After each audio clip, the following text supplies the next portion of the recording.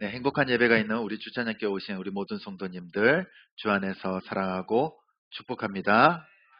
네, 사진 잠깐 먼저 보시면요. 저게 뭘까요? 예, 모르는 사람이 없습니다. 이게 피사의 사탑이라고 합니다. 이게 1174년에 이탈리아의 보나도 파사노가 설계하였습니다. 세 차례에 걸쳐서 무려 200년 동안 공사가 진행되었습니다. 근데 이 파사노라는 사람이요, 이거 설계할 때 이렇게 설계했을까요? 삐딱하게? 그랬을까요? 이렇게 지었을까요? 아닙니다. 설계는 똑바로 돼 있는 거죠. 근데 점점 탑이 기울어져 가고 있다라는 겁니다. 근데 탑이 왜 기울어져 갈까요? 왜, 네, 예, 건설하시는 분들은 여기가 지반이 약하대요. 지반이 약한 거예요. 지반이 약해서 점점 이렇게 기울어진다라고 합니다. 그래서 이제 무너져가는 탑을 보수하기 위해서 1990년에서 2001년까지 약 10년 동안 약 300억을 들여서 또 보수를 했어요.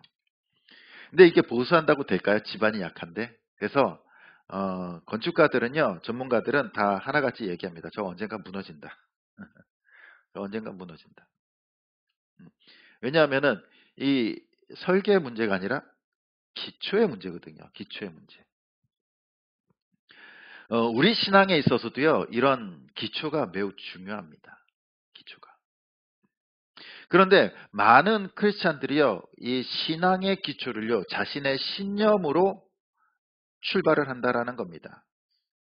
원래 그 믿음의 출발점, 신앙의 출발점은요, 하나님이 되셔야 돼요. 그런데 신념으로 출발하는 사람들은요, 하나님이 아니라 자기 자신으로부터 출발을 하게 됩니다. 신앙은 모든 행동의 동기가 예수 그리스도와 그의 사랑과 은혜로 출발합니다.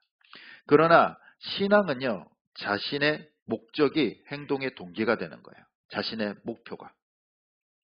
또한 신앙은 생명으로 인도하지만요, 신념은 결국 죽음과 파면으로 인도하게 됩니다. 그리고 신념이는요, 확신이 중요해. 신념이는. 확신을 해야 된다라는 겁니다.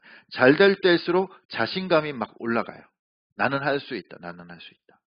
무엇이든지 열심으로 하면은 된다라고 생각합니다. 그러나 신앙인은, 믿음의 사람은요, 이러한 신념이 아닙니다. 믿음의 사람들은요, 신앙인들은요, 자신의 신념과 능력이 아니라 날마다 하나님의 뜻을 물으면서 살아가는 사람들이에요.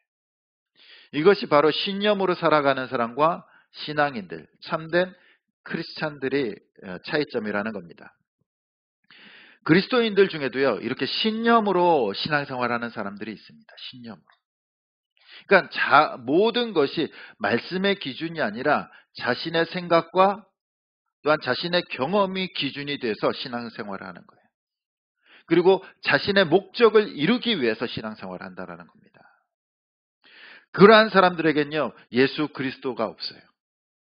와서 기도하고 예배 드리지만 정말로 예수님을 만나지 못하고 예수 그리스도의 그 십자가의 은혜를 경험하지 못하고 잘 되기 위해서, 자신의 뜻을 이루기 위해서 신앙생활을 한다는 겁니다. 그렇기 때문에 예배를 드리고 성경 공부를 하고 제자 훈련을 해도요, 변화되지가 않아요. 변화되지가 않아. 말씀을 받아들이지 않습니다. 자신의 신념과 생각의 기준으로 그걸 판단하기 때문에.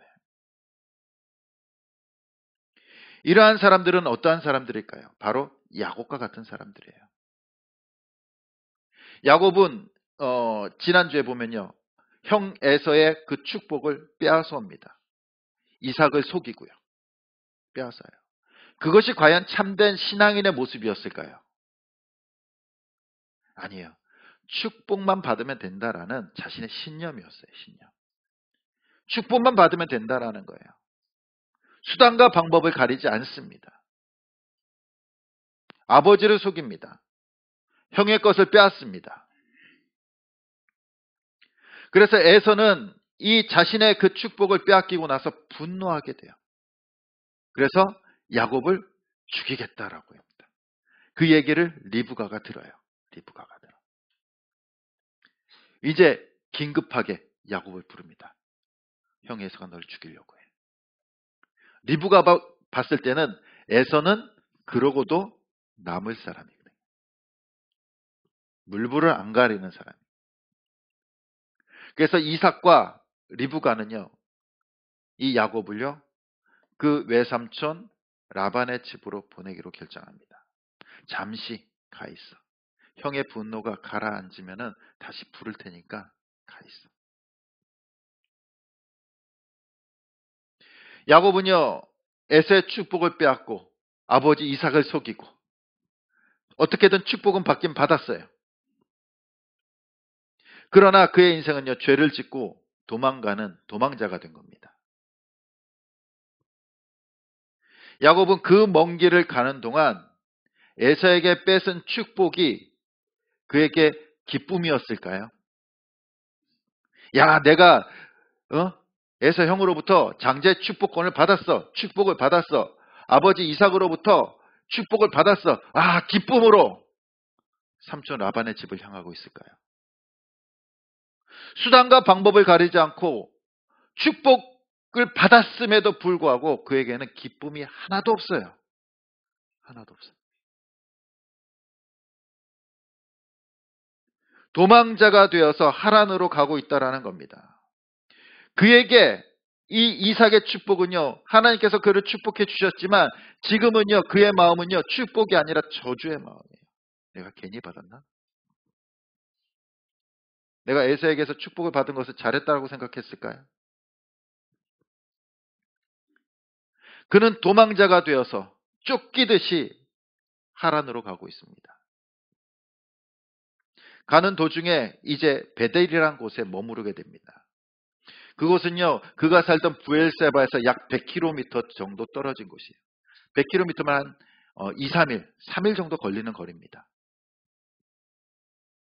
그리고 그 베델이라는 곳에서 이 외삼촌이 살고 있는 이 하란까지는 약 900km예요. 900km. 한 달 정도 걸리는 거리예요.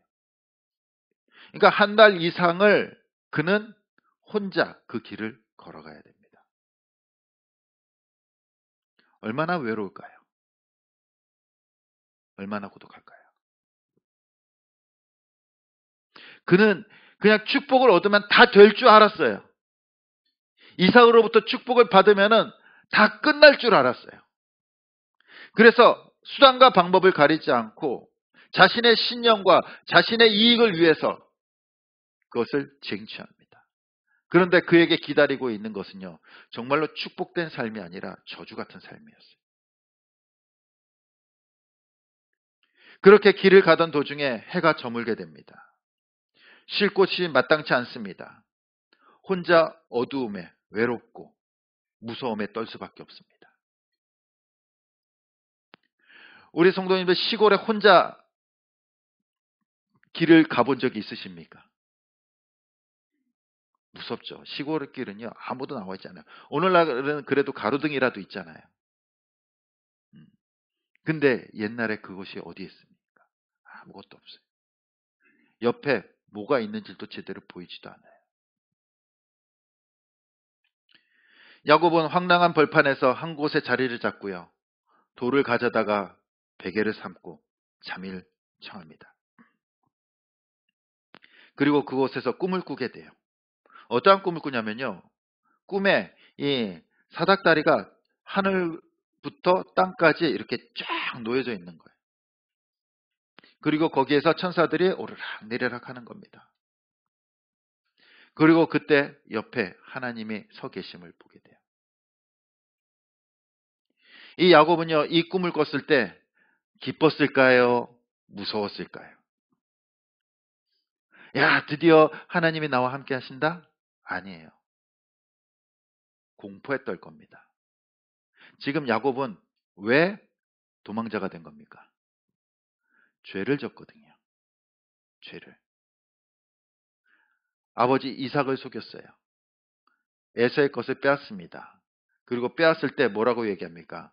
하나님께서 나에게 순적하게 하셔서 내가 사냥을 이렇게 빨리 하고 왔습니다. 하나님의 이름까지 팔았어요.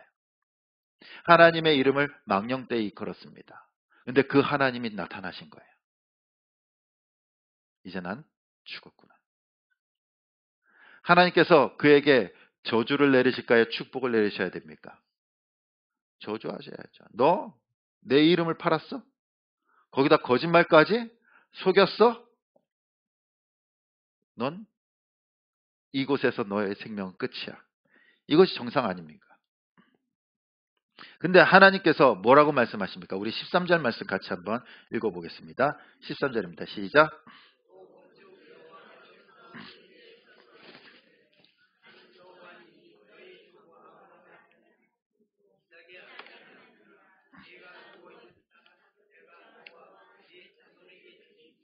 아멘. 뭐라고 말씀하십니까? 분명히 하나님 앞에 죄를 졌어요. 가족들에게도 몹쓸 짓을 했어요.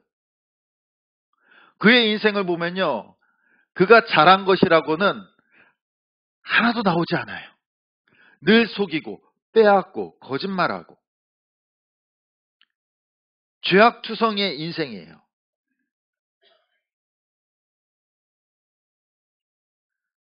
어쩌면 하나님을 만날 자격도 없는 사람입니다.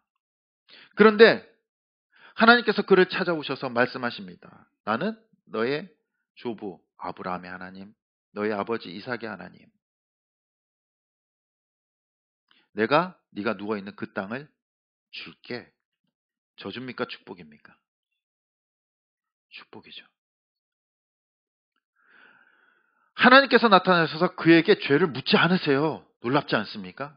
너 왜 이삭을 속였어? 왜 에서의 것을 빼앗았어? 왜 내 이름을 네 마음대로 쓰고 맹세했고 망령태 일컬었느냐? 그 죄를 묻지 않으세요. 묻지 않으세요. 얼마나 놀랍습니까? 그리고 하나님께서는 딱 나타나셔서 첫 말씀이요, 이 땅을 내게 주겠다라는 축복을 선포하시는 거예요. 축복을. 그는 죄로 인해서 땅에서부터 도망치고 있습니다. 축복의 땅에서 멀어지고 있는 거예요. 기업의 땅에서 멀어지고 있는 거예요. 그럼에도 불구하고 이 땅을 너에게 반드시 주겠다라고 약속하십니다. 놀라운 은혜 아닙니까? 이러한 야곱의 모습은요, 우리의 모습을 보게 됩니다.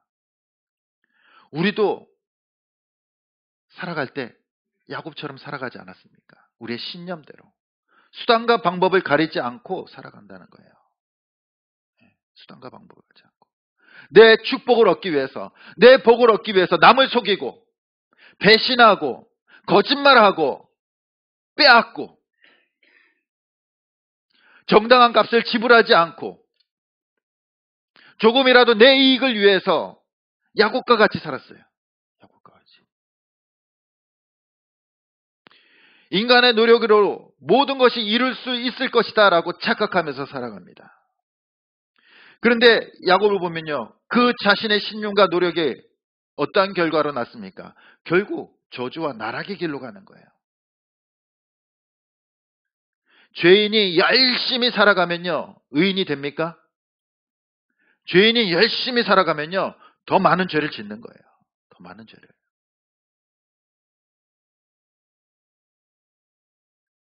그런데 하나님께서는 야곱에게 나타나셔서 말씀하십니다. 아무도 죄도 묻지 않으세요. 이 땅을 너에게 주겠다.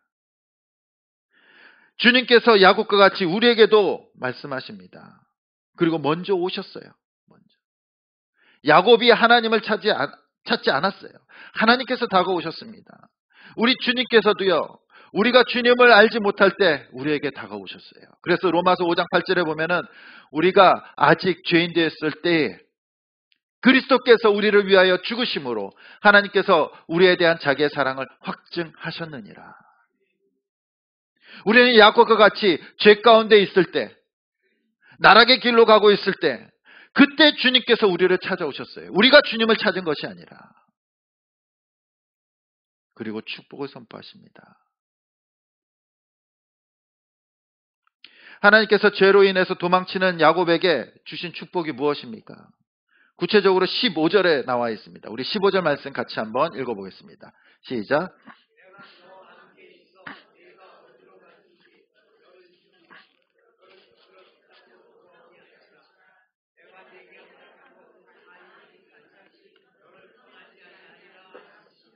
아멘. 이 하나님이 야곱에게서 주신 축복은요, 세 가지 약속들로 되어 있습니다. 첫 번째 약속은요, 내가 너와 함께 한다는 거예요. 내가 너와 함께 한다는 거예요. 야곱은요, 지금 약속의 땅을 떠나고 있습니다.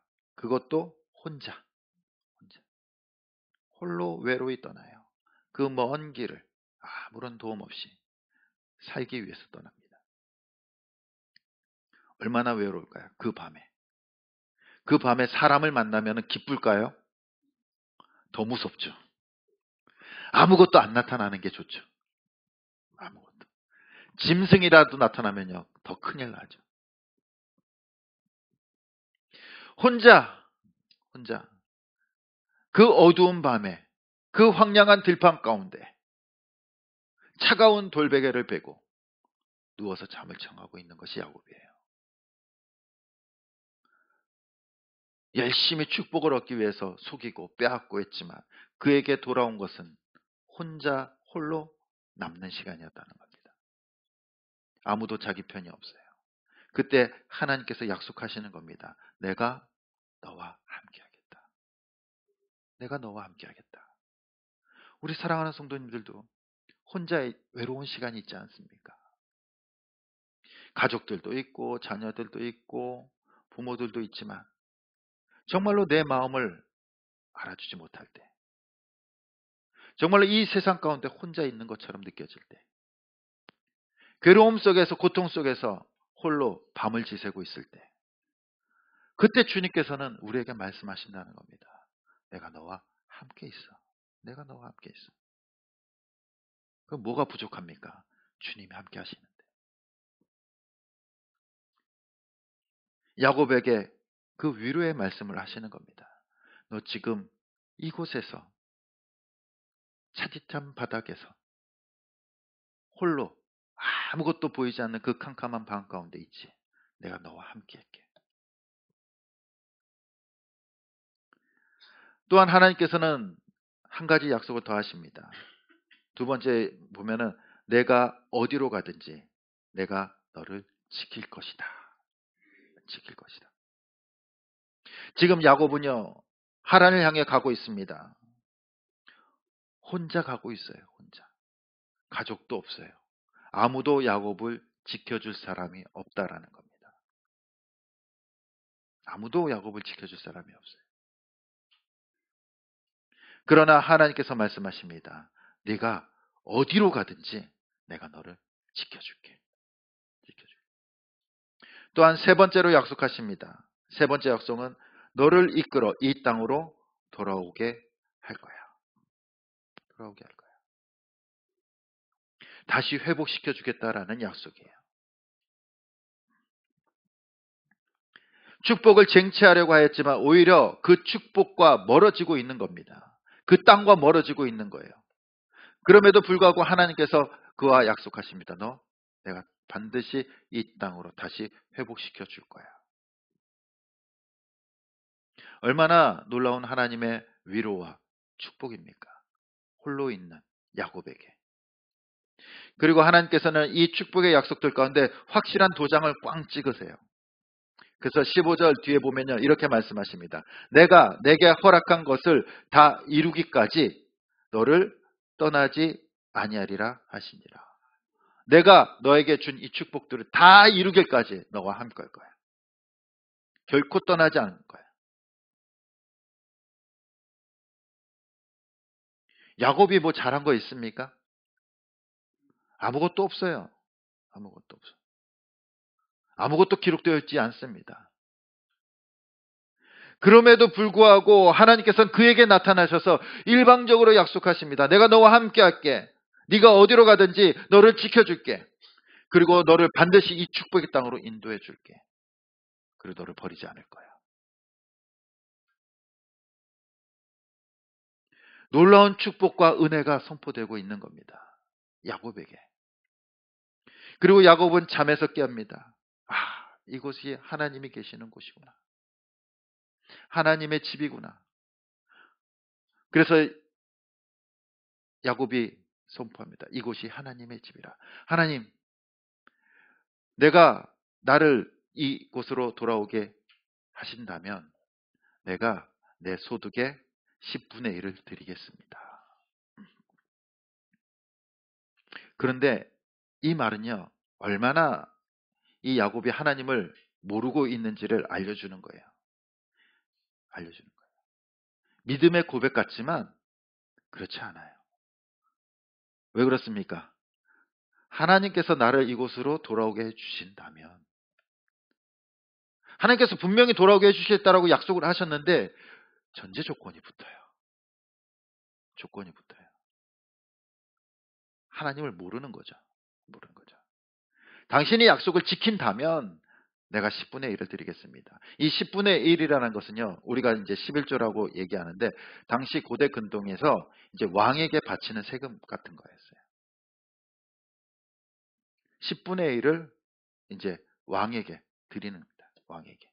그래서 10분의 1을 드린다는 것은 당신이 나의 왕이라는 뜻이에요. 왕이라는 뜻. 주인이라는 뜻이에요. 근데 지금 드리는 게 아니에요. 야곱은 보면은. 언제입니까? 그 약속, 당신이 약속을 지키면 그때 드리겠습니다. 끝까지 하나님이 누구인지 제대로 알지 못해요, 야곱은요. 그런데 놀랍게도 하나님은요, 그런 야곱과 하신 약속을요, 끝까지 지키십니다. 끝까지 지키세요. 아니, 야곱에게만 지키시는 것이 아니에요. 그를 통한 모든 자손들에게도 동일한 약속을 지키십니다. 동일한 약속. 그래서 언약이에요. 아브라함과 이삭과 야곱을 통해 이루어지는, 그리고 그 자손에게, 하나님의 백성들에게 이루어지는 언약입니다. 언약. 변하지 않는, 변치 않는 언약.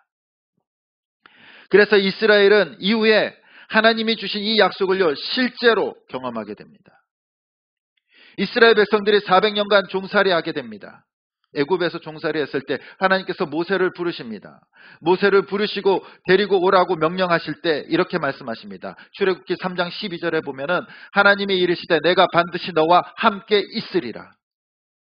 다시 한번 더 이 아브라함과 이삭과 야곱의 언약을 나타내시는 거예요. 내가 너와 함께 있으리라. 또한 모세는 이스라엘에게 가나안을 정복할 것을 격려합니다. 가라.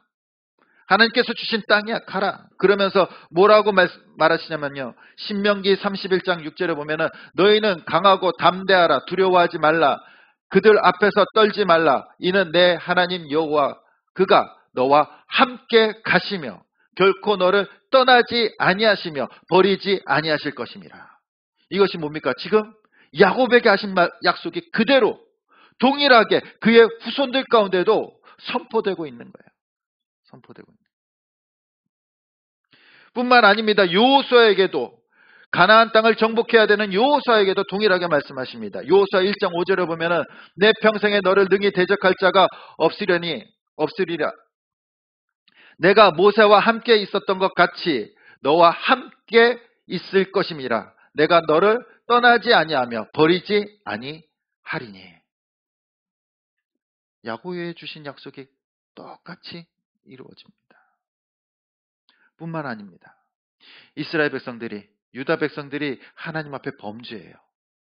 우상을 숭배합니다. 하나님께서 돌아오라고 해도 돌아오지 않아요. 그래서 마지막으로 그들에게 징계하신데 너희들 바벨론의 포로로 가 있어. 70년간 가 있으면 내가 너희를 회복시켜 줄게. 그 징계 앞에서 하나님께서 뭐라고 말씀하시냐면요.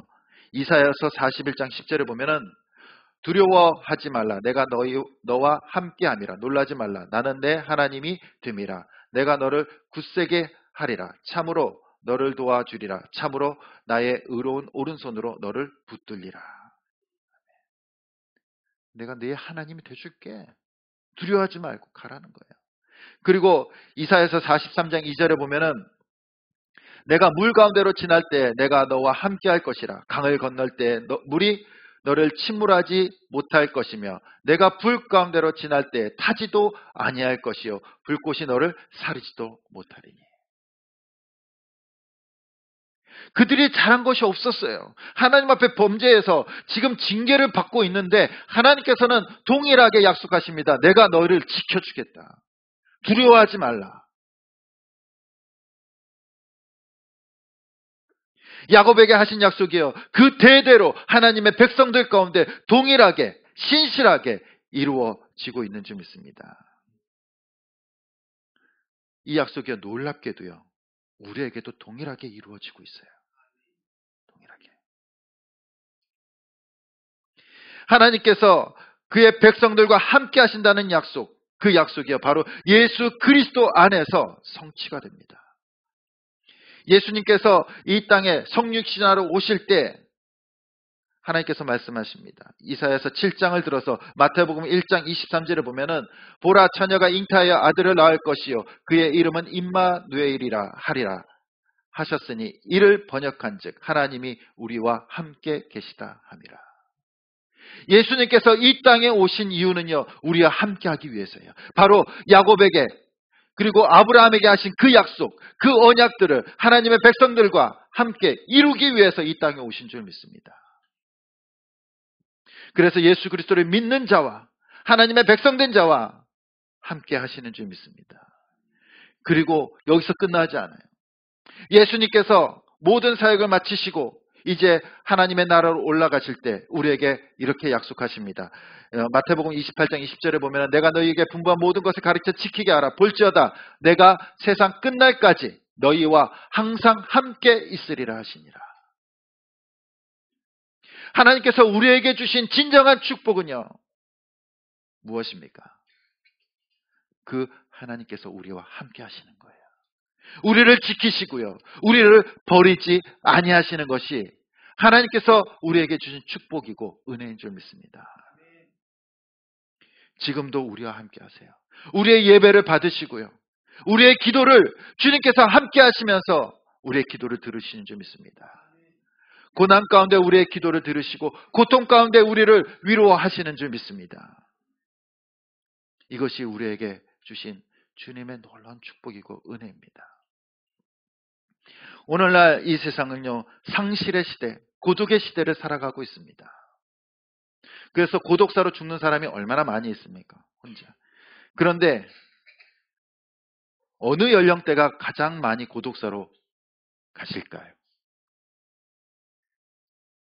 어느 연령대가? 놀랍게도요, 50대입니다. 50대 손들라고 하지 않겠습니다. 50대 남성들이에요. 남성들.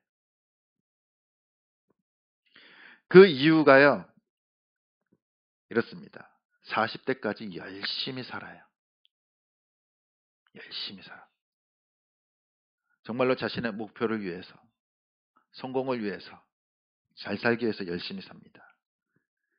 그리고 나서 이제 50대 때 이제 퇴직하고 이제 오면요. 가족에 돌아오면은 자기 자리가 없어요. 또 심지어는요. 이혼합니다. 이혼해요. 회사에서 눈치 보면서 꾹 참고 버티고 인내하면서 간과 쓸개를 다 빼고 살아왔는데 50대 때 딱 보니까 자기 자리가 없어요. 인생의 허무함을 느끼게 됩니다. 자신의 공간도 없습니다. 오히려 가족과 어색해져요. 어색해져 있어요. 인생의 고독감과 정체성의 혼란을 겪게 돼요. 그러다가 그냥 혼자 생을 마감한대요. 50대 남자들이. 분명 열심히 살았어요. 그런데 그에게 남는 것은 허무함과 후회뿐이라는 겁니다. 우리나라는요, 세계 자살률 1위 국가입니다. 축하해 줄 일은 아니에요. 10만 명당 25.2명입니다. 10만 명당 25.2명이면은 크지 않을 거라고 생각하시는 분도 있을 겁니다. 그런데 OECD 국가의 평균은요, 10만 명당 10명이에요. 평균이 10명. 우리나라는 그 다른 나라들보다 2.5배나 높다라는 겁니다. 자살률이. 압도적이에요. 다른 나라들이 감히 넘볼 수가 없어요. 자살률은. 근처도 못 따라와요. 얼마나 가슴 아픈 현실입니까? 그런데 우리나라 사람들처럼 열심히 사는 나라도 없어요. 그렇지 않나요? 우리나라 사람들보다 근면 성실한 나라들 보셨습니까? 정말 열심히 살아갑니다. 치열하게 살아가요. 얼마나 부지런합니까? 부지런해요. 그런데 그 끝이 뭐라는 겁니까? 허무함과 외로움, 고독이라는 거예요. 10대 때부터 열심히 공부합니다. 20대 때 열심히 일해요. 30대 때 목표를 향해서 달려갑니다. 자기의 신념을 이루기 위해서, 자신의 성공을 위해서 살아가지만 그 끝은 뭡니까? 허무함밖에 없다라는 거예요. 행복을 위해서 달려가지만 그 끝은 행복이 아니라 야곱처럼 외로움과 고독이었다는 겁니다. 우리 사랑하는 성도님들, 열심히 살고 계십니까? 사람들은 저마다 다른 인생의 목표를 정하고 열심히 살아가요. 죽을 힘을 위해서 살아갑니다. 잠도 안 자고요. 건강을 해쳐가면서. 근데 그 끝은 행복이 아니에요. 우리는 신념으로 살아가는 사람들이 아닙니다. 신념의 끝은요, 죄의 나락과 저주가 기다리고 있어요. 외로움과 고독의 시간이 기다리고 있다는 겁니다. 우리의 인생은요, 우리의 신념과 또 우리의 욕심을 채우는 것이 아니라 주님과 동행하는 인생을 살아가야 될 줄 믿습니다. 우리는 하나님의 인도하심을 받아야 돼요. 그리고 나와 함께 하시는 그 하나님을 만나야 될 줄 믿습니다. 하나님께서는 우리와 함께 하시길 원하세요. 그래서 날마다 우리에게 다가오십니다. 내가 너와 함께 할게. 내가 너와 함께 할게. 너를 지켜줄게. 너를 버리지 않아. 우리는 죄 가운데 살아가지만 우리의 욕심은 우리의 그 목표를 위해서 죽을 유무를 위해서 수단과 방법을 가리지 않고 살아가지만 하나님께서 원하시는 것은요, 그냥 나와 함께 있으면 돼. 내가 너를 지켜줄게. 이것이 주님의 마음이라는 겁니다. 베델에 있는 야곱에게, 광야에 있는 이스라엘 백성들에게, 그리고 바벨론의 포로로 있는 유다에게 황량한 벌판 가운데 저주받은 인생 같지만 세상에 볼 때는 실패한 인생들 같지만 그 가운데 하나님께서 말씀하십니다. 내가 너와 함께 하고 있어. 너를 지켜줄게. 너를 결코 버리지 않아. 이 세상 가운데 홀로 서서 살아가고 있는 우리들에게도 동일하게 하나님의 그 언약의 말씀이 선포되는 줄 믿습니다. 주위에 아무도 없고 나를 위로해 줄 사람도 없고 세상에 내 편이 없을지라도 하나님께서는 우리와 함께 하십니다. 나와 함께 하십니다. 그것이 하나님께서 우리에게 주신 축복이며 은혜인 줄 믿습니다. 우리의 인생이 하나님의 인도하심과 하나님과 동행하는 인생이 되기를 간절히 소원합니다. 그래서 이 세상 어느 곳에 서 있을지라도 그 살아계신 주님의 그 위로를 받으며 살아계신 그 주님과 함께 동행하며 하나님께서 주시는 그 평안과 기쁨을 누리며 살아갈 수 있는 저와 여러분들이 될 수 있기를 간절히 주님의 이름으로 축원드립니다.